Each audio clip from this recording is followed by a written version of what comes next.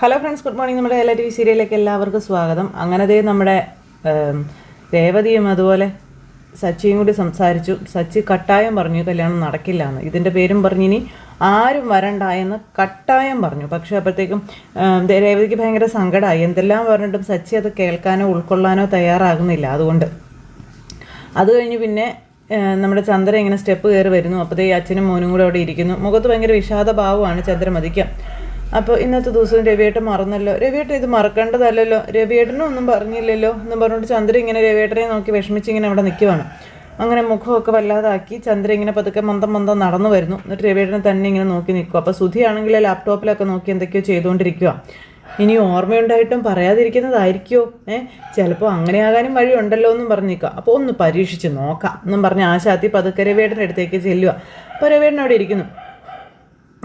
ഇന്നെന്താ രവിയേട്ട പരിപാടിയെന്ന് ചോദിച്ചു. ഇന്നെന്താ ഇപ്പോൾ പ്രത്യേകിച്ച്, ഇന്ന് യൂണിയൻ ഓഫീസ് വരെ ഒന്ന് പോകണം എന്ന് രവിയേട്ടൻ പറഞ്ഞു. അപ്പോൾ എൻ്റെ കൂട്ടുകാരെയൊക്കെ ഒന്ന് കാണണമെന്ന് പറഞ്ഞു. എന്നും പറഞ്ഞുകൊണ്ട് ചന്ദ്ര ഇങ്ങനെ അവിടെ നിൽക്കുമോ. ചന്ദ്രയ്ക്ക് ദേഷ്യം വന്നു. അപ്പോൾ സുധിയോട്, എടാ നിനക്കെന്താടാ പരിപാടി, ഷോറൂമിൽ മറ്റേ പോകുന്നുണ്ടോ എന്ന് ചോദിച്ചു. അപ്പോൾ പിന്നെ പോകണ്ടേ, ആഹാ പോയില്ലെങ്കിൽ അച്ഛൻ ചെവിക്ക് പിടിക്കത്തില്ലേ എന്ന് സുധി ഇങ്ങനെ ചോദിക്കുക. അന്നേരം ചന്ദ്ര പറഞ്ഞ് നിൽക്കുന്നു. നാളെ തീയതി എത്രയാണെന്ന് ആർക്കെങ്കിലും ഓർമ്മയുണ്ടോയെന്ന് ചോദിച്ചു. അതൊക്കെ അറിയാം. അതെന്താ നീ ചോദിക്കാൻ എന്താ കാരണം? അല്ല, നാളത്തെ തീയതിക്ക് ഒരു പ്രത്യേകതയുണ്ട്, അതറിയാമോ എന്ന് ചോദിച്ചു. അപ്പോൾ അച്ഛനിങ്ങനെ നോക്കുക. പ്രത്യേകതയോ? അതെന്താ പ്രത്യേകത എന്നും ഓ നാളെയാണല്ലോ കറണ്ട് ബില്ല് അടയ്ക്കേണ്ട ദിവസം അല്ലേ? അല്ല, അതെന്തായാലും നീ ഓർമ്മിപ്പിച്ച് നന്നായി, ഞാനതങ്ങ് മറന്നിരിക്കാനും. അതൊന്നും അല്ല, വേറൊരു പ്രത്യേകത കൂടി ഉണ്ട്, രണ്ടുപേരും ശരിക്കും ആലോചിച്ച് നോക്കിയെന്ന് പറഞ്ഞു. അതെന്താ പ്രത്യേകിച്ച്? അന്നേരം അയ്യോ അമ്മേ. അപ്പോഴത്തേക്കും ചന്ദ്രയ്ക്ക് ഭയങ്കര സന്തോഷം. അമ്മേശോ, എൻ്റെ ദൈവമേ, എനിക്ക് ഇപ്പോഴും അമ്മ ഓർമ്മ വന്നത്. നാളത്തെ ദിവസത്തിൻ്റെ പ്രത്യേകത, നാളെയാണ് ശ്രുതി പാർലർ തുടങ്ങിയത്. അവൻ്റെ ഒരു ശ്രുതി, അതൊക്കെ ഓർത്ത് വെച്ചിട്ടുണ്ടല്ലേടാ നീ. എന്നാൽ മറക്കാൻ പാടില്ലാത്ത നീ മറക്കുകയും ചെയ്തു. അപ്പോൾ ഇതുമല്ലേ കാര്യം, വേറെന്നാ? പിന്നെ ഇപ്പം എന്നാ അമ്മ, എനിക്ക് എങ്ങും ഓർത്തിട്ട് കിട്ടുന്നില്ല, അമ്മ ഒന്ന് പറയാവോ ഒന്ന്, എന്നാ നാളെ ദിവസത്തെ പ്രത്യേകത, അതൊന്ന് പറഞ്ഞേ. ഓർത്ത് വെക്കേണ്ട ചില തീയതികളുണ്ട്, അത് മറന്നു പോകരുതെന്ന് പറഞ്ഞു. അമ്മ ഈ പറഞ്ഞത് വളരെ ശരിയായിട്ടുള്ള കാര്യമാണെന്നും അച്ഛാ ദേ നോക്ക്, അമ്മ പറഞ്ഞതുപോലെ ചില തീയതികളൊക്കെ നമ്മൾ കൃത്യമായിട്ട് ഓർത്ത് വയ്ക്കണമെന്ന് ശ്രുതി പറയാം, അല്ലെങ്കിൽ വളരെ പ്രശ്നമാണ് അച്ഛാ. ഉദാഹരണത്തിന് ഈ അമ്മ അടയ്ക്കേണ്ട തീയതി, ആ തീയതി നമ്മൾ ഒരിക്കലും മറക്കരുത്. പിന്നെ ദേ അമ്മ നോക്ക്, നമ്മൾ ഈ കടം വാങ്ങിച്ചിട്ട് കാശ് തിരിച്ചു കൊടുക്കാന്ന് പറഞ്ഞ തീയതി, ആ ഡേറ്റിന് തിരിച്ചു കൊടുത്തില്ലെങ്കിൽ കടം തന്നവർ വന്ന് നമ്മുടെ കോളറിന് പിടിക്കും, നാട്ടുകാരുടെ മുന്നിൽ നമ്മൾ നാണം കെടും. ഇതെല്ലാം ഞാൻ എൻ്റെ അനുഭവത്തിൻ്റെ വെളിച്ചത്തിൽ പറയുന്നതാണ് കേട്ടോ. പിന്നെ നോക്ക്, ഇന്ത്യക്ക് സ്വാതന്ത്ര്യം കിട്ടിയ ദിവസം, ആ ഡേറ്റ് ആരും മറക്കാൻ പാടില്ല, അങ്ങനെ അത് ആഘോഷിക്കണമെന്നൊക്കെ പറഞ്ഞ് ഇവരിങ്ങനെ സംസാരിച്ചുകൊണ്ടിരിക്കുക. അപ്പോഴും നാളത്തെ ദിവസത്തിൻ്റെ പ്രത്യേകത എന്താണെന്ന് ചന്ദ്ര ചോദിച്ചു. അപ്പോൾ നാളത്തെ ദിവസത്തിൻ്റെ പ്രത്യേകത എന്താ, അത് പിന്നെ മറക്കാൻ പറ്റുമോ അമ്മയെന്ന് ചോദിച്ച് ശ്രുതി. എന്തൊക്കെയാലും ഞാൻ താലി കെട്ടിയ പെണ്ണല്ലേ. എന്താണ് ചന്ദ്ര നാളത്തെ ദിവസത്തിൻ്റെ പ്രത്യേകത, നീ പറഞ്ഞ് പ്രത്യേകത. ഞാൻ ചുമ്മാ പറഞ്ഞു, അന്ന് കളിപ്പിക്കാൻ വേണ്ടിയിട്ടെന്ന് പറഞ്ഞ് ചന്ദ്ര അവിടെ നിന്ന് അങ്ങ് പോയി. അല്ലമ്മേ, അത് പിന്നെ ഈ അമ്മയുടെ ഒരു കാര്യം എന്നും പറഞ്ഞ് ഇങ്ങനെ നിൽക്കുക, വെറുതെ ഓരോന്ന് പറഞ്ഞിങ്ങനെ സമയം കളയാം, 100 കൂട്ടം ജോലി കിടക്കുക. എൻ്റെ പൊന്നെ, നാളത്തെ ദിവസത്തിൻ്റെ പ്രത്യേകത എന്നും പറഞ്ഞുകൊണ്ട് ശ്രുതി ഇരിക്കുന്നു. ചന്ദ്രമതി അവിടെ നിന്ന് അങ്ങ് പോയി. ഈ സമയത്ത് പിന്നെ കാണിക്കുന്നത് നമ്മുടെ വർഷ അടുക്കളയിൽ ജോലി ചെയ്യുന്നു. ശ്രീകാന്ത് ഇത് കണ്ടുകൊണ്ട് വരുന്നു. അപ്പോൾ ഇവിടെ എന്ത് പണിയാ എന്നും പറഞ്ഞുകൊണ്ട് ശ്രീകാന്ത് അങ്ങോട്ടേക്ക് ചെന്നു കേട്ടോ. എൻ്റെ ഈശ്വരാന്ന് പറഞ്ഞു ജീവനും കൊണ്ട് ഓടി. ആ സമയത്ത് രേവതിയും സച്ചിയും ഡൈനിങ് ടേബിളിൽ ഇരിക്കായിരുന്നു. അപ്പോൾ നോക്കട്ടെ മാഷ, വേറെ ട്രിപ്പ് വരുമെന്ന് നോക്കട്ടെ എന്നൊക്കെ പറഞ്ഞ് ഇരിക്കുമ്പോഴത്തേക്കും ശ്രീകാന്ത് ഓടി ചെന്നിട്ട്, അതെ രണ്ടുപേരും ഒന്ന് ഇങ്ങോട്ട് വരാൻ പറഞ്ഞു. എന്താ നിങ്ങളിങ്ങ് വന്നേ എന്നും പറഞ്ഞുകൊണ്ട് ഇതേ വിളിച്ചുകൊണ്ട് പോവുക. അതെ അവളവിടെ ജ്യൂസ് അടിക്കാമെന്ന് പറഞ്ഞു. ജ്യൂസ് അടിക്കാനോ? ഓറഞ്ച് ജ്യൂസ് അടിക്കുന്നു. അതിനിപ്പോൾ എന്താ, നല്ലതല്ലേ? അല്ല, ഓറഞ്ച് ജ്യൂസല്ലേ, ഇനി കളയാനുള്ള എന്തെങ്കിലും ചേർക്കുമെന്ന് എനിക്ക് പേടിയെന്നൊക്കെ പറഞ്ഞിങ്ങനെ ശ്രീകാന്ത് പറയുമ്പോഴത്തേക്കും സച്ചിൻ രേവതി ഒന്നും ഞെട്ടി. അങ്ങനെയൊക്കെ ചെയ്യൂടാ സച്ചേട്ടാ, അവളുടെ മനസ്സൊന്നും മാറിയിട്ടില്ല, അങ്ങനെ ചെയ്യാനുള്ള സാധ്യതയൊക്കെ ഉണ്ട്, ഒന്ന് വന്നേ നിങ്ങൾ വാ എന്ന് പറഞ്ഞ് നിർബന്ധിച്ച് വിളിച്ചുകൊണ്ട് പോവുക. ഒന്ന് ചെല്ലുന്നും പറഞ്ഞുകൊണ്ട് നിർബന്ധിച്ച് ഇവരെ വിളിച്ചുകൊണ്ട് ചെല്ലുന്നു. അപ്പോൾ വർഷ ജ്യൂസൊക്കെ അടിച്ച് കഴിഞ്ഞ് എടുത്ത് കുടിക്കാൻ തുടങ്ങുമ്പോഴാണ് ഇവരങ്ങോട്ടേക്ക് ചെല്ലുന്നത്. അയ്യോ ശ്രീകാന്തേ, വർഷേ കുടിക്കല്ലേ എന്ന് ഓടി ചെന്നു. അതെന്താ, എന്തു പറ്റി ചേച്ചി? ദേ നീ ഈ ജ്യൂസ് ഉണ്ടാക്കിയ ഓറഞ്ച് എത്ര ദിവസം മുന്നേ ഫ്രിഡ്ജിൽ കൊണ്ടുവന്ന് വെച്ചാണെന്ന് അറിയാമോ എന്ന് ചോദിച്ചു. അതിന് ഇത് കേടായിട്ടൊന്നും ഇല്ലല്ലോ, കുഴപ്പമൊന്നുമില്ലല്ലോ, പിന്നെന്താ? ദേ കേടായിട്ടില്ലെങ്കിലും അത് പഴകിയതാണെന്ന് രേവതി പറയാം. അതൊക്കെ പോട്ടെ, ജ്യൂസ് ഉണ്ടാക്കിയപ്പോൾ നീ വെള്ളം നീ തിളപ്പിച്ചാറ്റിയതാണോ? അല്ല, പച്ചവെള്ളം. ഓഹ് എൻ്റെ പൊന്ന് വർഷേ, ദേ നിൻ്റെ വയറ്റിലൊരു കുഞ്ഞു വളരുകയല്ലേ, അത് ഓർക്കണ്ടേ നീ എന്നൊക്കെ ചോദിച്ചപ്പോഴത്തേക്കും വർഷയ്ക്ക് ദേഷ്യം വരാൻ തുടങ്ങി. ഇവരിങ്ങനെ പറയുന്നത് കേട്ടപ്പോൾ. തിളപ്പിച്ചാറ്റിയ വെള്ളം മാത്രമേ കുടിക്കാൻ പാടുള്ളൂ, എന്ത് കഴിക്കുമ്പോഴും അത് ശ്രദ്ധിക്കണ്ടേ നീ ജ്യൂസ് കുടിക്കണ്ടെന്ന് പറഞ്ഞു. എൻ്റെ പൊന്ന് ചേച്ചി, ഇങ്ങനെ പേടിച്ചാലോ? ഇത് കഴിക്കുന്നത് കൊണ്ട് ഒരു കുഴപ്പമില്ല, ഇതേ നല്ല ഫ്രഷ് ജ്യൂസാണെന്ന് പറഞ്ഞു. ഇത് ഫ്രഷ് ജ്യൂസൊന്നും അല്ല എൻ്റെ വർഷേ, നീ ഇത് കുടിക്കണ്ടെന്നായി രേവതി. നിനക്കേ ഞാൻ നല്ല ABC ജ്യൂസ് ഉണ്ടാക്കി തരാമെന്ന് പറഞ്ഞു. ഈ ചേച്ചി എന്ത് ഈ കാണിക്കുന്ന ചേച്ചി എന്നും പറഞ്ഞു വർഷം. ഏട്ടാ ശ്രീകാന്ത്, നീയേ ഇവളെയും കൂട്ടി മുറിയിലേക്ക് പോയേ, ഞാനേ വേറെ ജ്യൂസ് ഉണ്ടാക്കിക്കൊണ്ട് വരാമെന്ന് പറഞ്ഞു. ചേച്ചി എന്നെ ഈ കാണിച്ചതെന്ന് ചോദിച്ചു വർഷ പോവാൻ ചെല്ല് നിർബന്ധിച്ച് വർഷയും കൊണ്ട് ഇങ്ങനെ പോകും അവർ. ആ സമയത്ത് രേവതി കൂടുകൈ എന്നും പറഞ്ഞു കൈ അങ്ങ് കൊടുത്തു രേവതിക്ക്. എൻ്റെ ഭാര്യയുടെ ഒരു ബുദ്ധിയേ, അപ്പോൾ ഞാൻ നിങ്ങളോട് പറയാതെ വീട്ടിൽ പോയതിന് പരിഭവമൊക്കെ മാറി അല്ലേ എന്ന് ചോദിച്ചു കേട്ടോ രേവതി.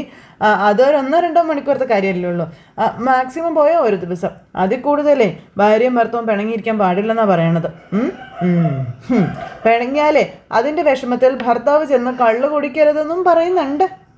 അതൊക്കെ പോട്ടെ, അതൊക്കെ വിട്ട് കളയാൻ പറഞ്ഞു. അങ്ങനെ സച്ചി രേവതി നിൽക്കുമ്പോൾ അടുക്കളയിൽ നിൽക്കുന്ന ബോധം വേണ്ടേ, ഞാൻ ജ്യൂസ് ഉണ്ടാക്കട്ടെ എന്ന് പറഞ്ഞു. അപ്പോൾ സച്ചി രേവതി ഒന്ന് കെട്ടിപ്പിടിക്കാൻ നോക്കിയതാണ്. അപ്പോൾ രേവതി ഉന്തിത്തള്ളി സച്ചിയെ പറഞ്ഞു വിട്ടു.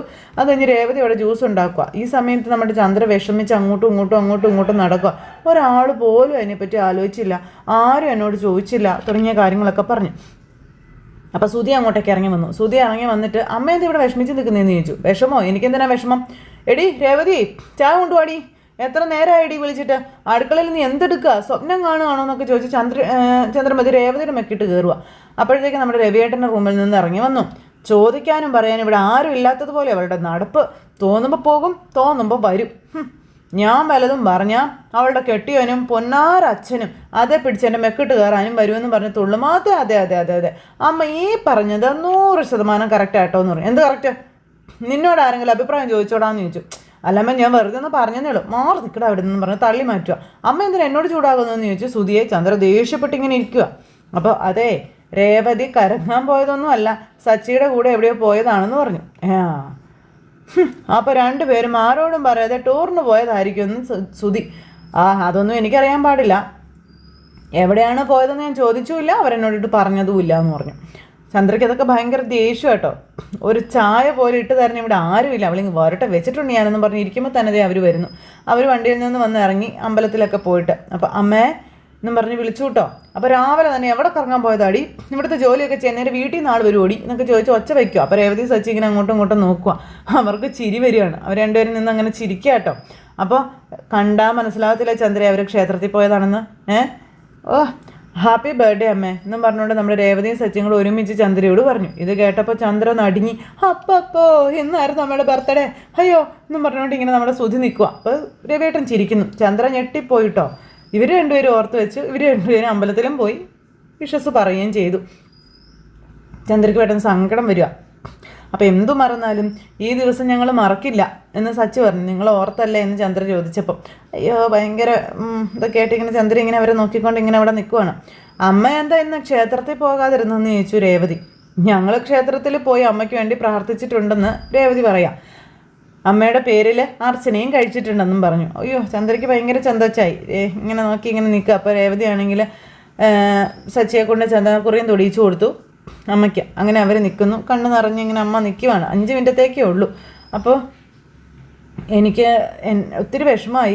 എല്ലാവരോടും ഞാൻ മാറി മാറി ചോദിച്ചു, ആരും എൻ്റെ പിറന്നാളിനെ പറ്റി പറഞ്ഞില്ല, പക്ഷെ നിങ്ങളത് ഓർത്തല്ലോ, എനിക്ക് സന്തോഷമായി എന്ന് ചന്ദ്ര പറയുമ്പോൾ അമ്മേ ഇന്ന് അമ്മയുടെ ബർത്ത്ഡേ ആണല്ലേ, ഇന്നത്തെ ദിവസത്തിൻ്റെ പ്രത്യേകത എന്താണെന്ന് അമ്മ ചോദിച്ചത് എന്തിനാണെന്ന് എനിക്ക് ഇപ്പോഴാണ് മനസ്സിലായത്. ഞാനാണെങ്കിൽ ബിസിനസ് ഡീൽസിൻ്റെയൊക്കെ ഇടയിൽ അതങ്ങ് മറന്നും പോയമ്മേ എന്നും പറഞ്ഞു ചോദി. സോറി അമ്മേ, സോറി, ഹാപ്പി ബർത്ത്ഡേ അമ്മേ എന്നും പറഞ്ഞുകൊണ്ട് ഇങ്ങനെ പറയാം കേട്ടോ. അപ്പോഴത്തേക്കും ചന്ദ്ര നിന്നെയൊക്കെ തലയിലേറ്റ് നടന്ന് എന്നെ പറഞ്ഞാൽ മതിയടാന്നും പറഞ്ഞുകൊണ്ട് ഇങ്ങനെ ചന്ദ്ര നേരെ സുധിയോട് പറയാം. അപ്പം സച്ചിൻ രേവതി ഇങ്ങനെ നോക്കി നിൽക്കും കേട്ടോ. രവിയേട്ടാ നിങ്ങൾ പോലും ഓർത്തില്ലല്ലോ രവിയേട്ടാ എന്നും പറഞ്ഞുകൊണ്ടാ ചെല്ലുന്നത്. ഇവൻ മറന്നതിൽ എനിക്ക് അത്ഭുതമൊന്നുമില്ല. അപ്പോൾ രവിയേട്ടനെ ഇങ്ങനെ നോക്കും കേട്ടോ. അപ്പോൾ എന്താ രവിയേട്ടന് പറ്റിയേ, എന്താ രവിയേട്ടൻ മറന്നു പോയേ, ചന്ദ്ര രവിയേട്ടൻ്റെ മനസ്സിൽ നിന്ന് പോയോ എന്നൊക്കെ ചന്ദ്രമതി ഇങ്ങനെ ചോദിക്കുമ്പോൾ എൻ്റെ മനസ്സിൽ നിന്ന് നീ പോയാലേ ഈ രവി മരിച്ചു എന്നാണ് അതിൻ്റെ അർത്ഥമെന്ന് രവിയേട്ടൻ അന്നേരം പറയാം. നീ ഇല്ലെങ്കിൽ ഞാനുണ്ടോ എൻ്റെ ചന്ദ്രേ എന്നൊക്കെ ചോദിച്ച് സച്ചിയുടെ രേവതിയുടെ മുന്നിൽ നിന്ന് രവിയേട്ടൻ്റെ ഒരു ചെറിയൊരു ഇതും. അപ്പോഴത്തേക്കും സുധി ഇങ്ങനെ ഭയങ്കര വിഷമിച്ച് ഇങ്ങനെ നിൽക്കുക. പിന്നെ നിൻ്റെ പിറന്നാളാണെന്ന് ഞാൻ മറന്നിട്ടൊന്നുമില്ല, മറന്നതായിട്ട് നിൻ്റെ മുന്നിൽ അഭിനയിച്ചതാണെന്ന കാര്യം രവിയേട്ടൻ പറഞ്ഞു. അപ്പോൾ ചന്ദ്രയ്ക്ക് സന്തോഷമായി. അപ്പോൾ ഞങ്ങളെല്ലാവരും കൂടെ ചെന്ന് ഒത്തു കളിച്ചതാണ് സർപ്രൈസ് തരാനെന്നൊക്കെ പറയുമ്പോഴത്തേക്കും ഇന്നിപ്പോൾ അമ്മയുടെ പിറന്നാളല്ലേ, സദ്യ ഉണ്ടാക്കണം, വാ സച്ചിയേട്ടാന്ന് പറഞ്ഞ് അവർ രണ്ടുപേരും കൂടെ അടുക്കളയിലേക്ക് പോയി. അപ്പോൾ എനിക്ക് കുറച്ച് പണിയുണ്ട് അമ്മ, ഞാൻ പൊക്കോട്ടെ, നീ എങ്ങോട്ടെങ്കിലും പോടാ എന്നും പറഞ്ഞുകൊണ്ട് സുധിയോട് ചന്ദ്രമതി പറഞ്ഞു. ശരി അമ്മയെന്ന് പറഞ്ഞ് സുധി അങ്ങോട്ടേക്ക് കയറിപ്പോയി. പിന്നെ സച്ചിയും രേവതി അടുക്കളയിൽ, പിന്നെ ചന്ദ്രയും രവിയേട്ടനും കൂടെ അവിടെ നിന്ന് ഇങ്ങനെ സംസാരിക്കുന്നു. പിന്നെ കാണിക്കുന്നത് നമ്മുടെ വർഷ അവിടെ ഇരുന്ന് ഇങ്ങനെ ഫോണിൽ നോക്കും. അപ്പോൾ ശ്രീകാന്ത് അങ്ങോട്ടേക്ക് വന്നു. എനിക്ക് നിന്നോടൊരു കാര്യം പറയാനുണ്ട്, നീ ഇപ്പോൾ ഫോൺ നോക്കരുതെന്ന് പറഞ്ഞു. എന്താ? നീ എനിക്കൊരു സ്വസ്ഥത തരില്ല ശ്രീകാന്ത് എന്ന് ചോദിച്ചു. അതെ, ഇന്ന് അമ്മയുടെ പിറന്നാളാണെന്ന് പറഞ്ഞു. അത് നമുക്ക് എന്തെങ്കിലും ഗിഫ്റ്റ് കൊടുക്കണം, എന്താ വാങ്ങിക്കാമെന്ന് ചോദിച്ചു. അപ്പം ഞാൻ എന്ത് പറയാനാ, ശ്രീകാന്തിന് ഇഷ്ടമുള്ള ഗിഫ്റ്റ് വാങ്ങിച്ചു കൊടുക്കാൻ പറഞ്ഞു വർഷ. അപ്പോൾ രേവതിയും സച്ചിയും കൂടെ അങ്ങോട്ടേക്ക് വരും. അപ്പോൾ എന്തായാലും നിൻ്റെ ഒരു ഐഡിയ പറയാൻ പറഞ്ഞു. അപ്പോൾ നിനക്ക് അമ്മയുടെ ബർത്ത്ഡേ ഓർമ്മയൊക്കെ ഉണ്ടല്ലേടാ, അത് പിന്നെ ഞാൻ മറക്കോ സച്ചേട്ടാ? അപ്പോൾ എന്നാൽ ഇവിടെ മറന്ന ഒരാളുണ്ട്, സുധിയേട്ടനായിരിക്കും. കറക്റ്റ്, അവൻ തന്നെ, വേറെ ആരാ? അപ്പോൾ സുധിയേട്ടൻ്റെ കാര്യം പോലും സുധിയേട്ടൻ ഓർക്കുന്നില്ല, മറ്റുള്ളവരെ കുറിച്ച് അതിന് ചിന്തിക്കാറ് പോലും ഇല്ലല്ലോ. അപ്പോഴത്തേക്ക് നമ്മുടെ ചന്ദ്ര അങ്ങോട്ടേക്ക് വരുന്നു. അതെ, അമ്മയുടെ ബർത്ത്ഡേ ഫംഗ്ഷൻ നമുക്ക് ഗംഭീരമാക്കണമെന്ന് പറഞ്ഞ് മക്കൾ സംസാരിക്കുന്നത് ഒളിച്ച് കേൾക്കുകയാണ് ചന്ദ്ര. അമ്മയ്ക്ക് കൊടുക്കാൻ നിങ്ങൾ ഗിഫ്റ്റ് വാങ്ങിച്ചോ? അപ്പോൾ അതൊക്കെ ഞങ്ങൾ നേരത്തെ വാങ്ങിച്ചു വെച്ചെന്ന് ശ്രീകാന്തിനോട് സച്ചി പറയുന്നു. ഇതൊക്കെ ഭയങ്കര സന്തോഷം. അപ്പോൾ എന്താ വാങ്ങിയേ? അതൊക്കെ ഉണ്ട്, പക്ഷേ ഇപ്പം ഞങ്ങളത് പറയില്ല എന്ന് നമ്മുടെ രേവതി. തുള്ളിച്ചാടുക ചന്ദ്ര സന്തോഷം കൊണ്ട് എന്നും പറഞ്ഞുകൊണ്ട് ഇങ്ങനെ തലയൊക്കെ ആട്ടി. അതെ, നമുക്ക് ഈ വീടൊക്കെ ഒന്ന് അലങ്കരിക്കേണ്ടേ സച്ചേട്ടാ? അതൊക്കെ ഞങ്ങൾ ഏറ്റുവന്നു രേവതി, അതിന് വേണ്ടുന്നതൊക്കെ ഞങ്ങൾ വാങ്ങിച്ചു വെച്ചിട്ടും ഉണ്ടെന്ന് പറഞ്ഞു. എന്തായാലും മൊത്തം ഈ പ്രാവശ്യം ചന്ദ്രയ്ക്ക് ഗോളടിച്ചു. അപ്പോൾ ഇതേ ഫുഡ് ഓർഡർ ചെയ്യണം കേട്ടോ ശ്രീകാന്ത്. പിന്നെ പ്രിയയുടെ റെസ്റ്റോറൻറ്റിൽ ഫുഡ് വേണ്ട, വേറെ എവിടെ നിന്നെങ്കിലും വിളിച്ച് ഓർഡർ ചെയ്യാൻ പറഞ്ഞു. അതിനെക്കുറിച്ച് ഒന്നും ഓർത്ത് നിങ്ങൾ വിഷമിക്കേണ്ട, ഫുഡൊക്കെ ഞങ്ങൾ എപ്പോഴേ ഓർഡർ ചെയ്തു നമ്മുടെ രേവതി. ആ കാര്യങ്ങളൊക്കെ ഞങ്ങൾ ഏറ്റെന്നും നിങ്ങൾ വന്നാൽ മതി എന്ന് പറഞ്ഞു. അപ്പോൾ മക്കളുടെ പ്ലാനിങ് ഒക്കെ കേട്ട് ചന്ദ്ര അന്തം വിട്ടിങ്ങനെ നിൽക്കുക. അപ്പോൾ ശരിക്കും പറഞ്ഞാൽ ഞങ്ങളൊന്നും ചെയ്യേണ്ടതെന്ന് ചോദിച്ചു ശ്രീകാന്ത്. അപ്പോൾ എല്ലാം ഇത്തവണ ഞങ്ങളുടെ വകയാണെന്ന് നമ്മുടെ സച്ചി. ഭയങ്കര സന്തോഷം. അമ്മയുടെ ഈ പിറന്നാൾ അമ്മ ജീവിതത്തിൽ ഒരിക്കലും മറക്കാൻ പാടുള്ളതല്ല, എന്നും ഓർക്കണം. അതിന് വേണ്ടുന്നതൊക്കെ നമുക്ക് ചെയ്യണമെന്നും പറയണു. അല്ല, അതിന് ഞങ്ങളെ കൊണ്ടൊന്നും ചെയ്യാൻ നിങ്ങൾ സമ്മതിക്കുന്നില്ലല്ലോ, എല്ലാം നിങ്ങൾ തന്നെ അങ്ങ് ചാടിക്കയറി ചെയ്യുമല്ലേ? അതൊന്നും സാരമുള്ള കാര്യമല്ല, നിങ്ങളെ കൂടെ അങ്ങ് നിന്ന് വന്നാൽ മതി. അതെ, ഞാനും അമ്മയുടെ മോൻ തന്നെയാണ്, അത് മറക്കണ്ട കേട്ടോ. അപ്പോഴത്തേക്കും നമ്മുടെ സച്ചി അവിടെ നിന്ന്, അമ്മ ഒരിക്കൽ പോലും മകനായിട്ട് അംഗീകരിച്ചിട്ടില്ല, അവരെന്നെ കാണുന്നുമില്ല അങ്ങനെയൊന്നും. അവർക്ക് ഞാൻ മകനല്ലെങ്കിലും എനിക്ക് അവരമ്മ തന്നെയാണെന്ന കാര്യം സച്ചി പറയുക. അതും ചന്ദ്ര പുറകിൽ നിന്ന് കേൾക്കുകയാണ്. ചന്ദ്രയ്ക്ക് അന്നേരം അതങ്ങോട്ട് വലിയൊരിത് ഭയങ്കര വിഷമം പോലെയൊക്കെ അഭിനയിച്ചിങ്ങനെ നിൽക്കുക, വിഷമമൊന്നുമില്ല. അപ്പോൾ നിങ്ങൾ കാണാറില്ലേ, അമ്മ എന്നോട് അങ്ങനെ സംസാരിക്കാറ് പോലും ഇല്ല, എൻ്റെ അടുത്തേക്ക് പോലും അമ്മ വരാറില്ല. അപ്പോൾ ഇതൊക്കെ അടുപ്പോൾ ചന്ദ്രയ്ക്ക് ഭയങ്കര ഒരു ഇത് വിഷമം, ഇങ്ങനെ മിണ്ടാണ്ട് നിൽക്കുക. ആഗ്രഹം ഉണ്ടെങ്കിൽ പോലും നിങ്ങളെപ്പോലെ അമ്മയെ ചേർത്ത് പിടിച്ച് അമ്മയുടെ മടിയിൽ കിടന്ന് സ്നേഹം പ്രകടിപ്പിക്കാൻ എനിക്ക് കഴിയില്ല എന്നും സച്ചി പറയാം. അമ്മ എന്നെ അടുപ്പിക്കത്തില്ലല്ലോ എന്നൊക്കെ സച്ചി. അപ്പോഴത്തേക്കും ചന്ദ്രയ്ക്ക് ഭയങ്കര ഇത്. അപ്പോൾ അടുത്തല്ലെങ്കിൽ മകളെ മാറി നിന്നാണെങ്കിൽ എനിക്ക് എൻ്റെ അമ്മയെ സ്നേഹിക്കാമല്ലോ എന്നൊക്കെ പറഞ്ഞ് സച്ചേട്ടാ ഇവിടെ ഇങ്ങനെ നിന്നാൽ മതിയോ, സമയം പോയിക്കൊണ്ടിരിക്കുകയാണെന്ന് പറഞ്ഞു രേവതി. ഇനി എന്തൊക്കെ പരിപാടികളാണ് കിടക്കുന്നത്, ഫംഗ്ഷന് മുന്നേ അതൊക്കെ തീർക്കണ്ടേ എന്ന് രേവതി. അപ്പോഴത്തേക്ക് സച്ചിക്ക് സങ്കടം വന്നു, സച്ചി കരഞ്ഞു കേട്ടോ.